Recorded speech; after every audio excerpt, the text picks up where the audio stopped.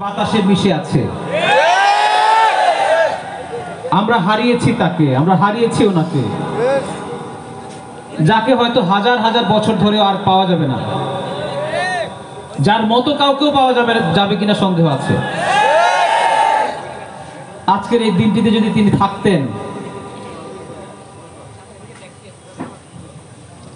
আমরা আবার আগের মতো ওনাকে দেখতাম, মন ভরে দেখতাম। যারা বছরের পর বছর ওনাকে একবার দেখার জন্য আগ্রহ ভরে পথ পানে তাকিয়ে থাকতাম, হাজার হাজার মানুষ জেল গেটে দাঁড়িয়ে থাকতো, যার মুক্ত কথা শোনার জন্য আমরা এই দেশের প্রতিটি মুসলমান সহ বিশ্বের অসংখ্য মুসলিমরা তাকিয়েছিল যে তিনি হয়তো আসবেন আমাদের সামনে আবারও, কিন্তু তাকে আমাদের সামনে আর আসতে দেয়া হয়নি, ইচ্ছে করে দেয়া হয়নি।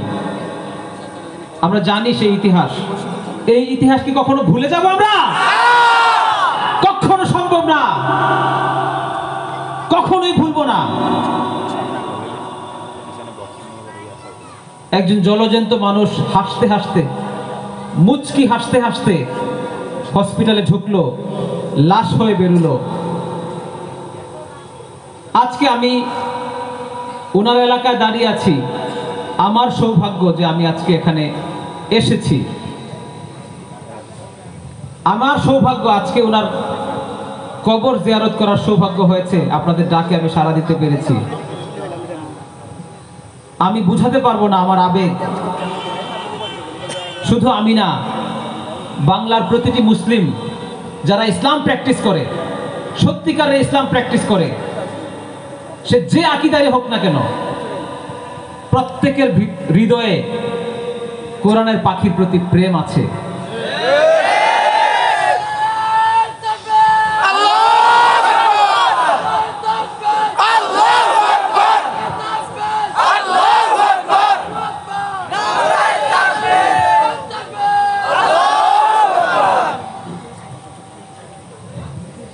আমি আবারও ওনাকে নিয়ে কথা বলবো, আমি আবেগ আপ্লুত হয়ে গেছি। আমি আরেকটি নাশিদ শুনিয়ে আমাদের আরো শিল্পীরা আছেন, আসবেন, আমি পরবর্তীতে আরো একবার আসবো ইনশাআল্লাহ। আপনাদের কোনো রিকোয়েস্টের গান থাকলেও শোনাবো ইনশাআল্লাহ। আমি কোরআনের পাখিকে নিয়ে একটি গান করেছিলাম, সেটাও শোনাতে চাইবো ইনশাআল্লাহ।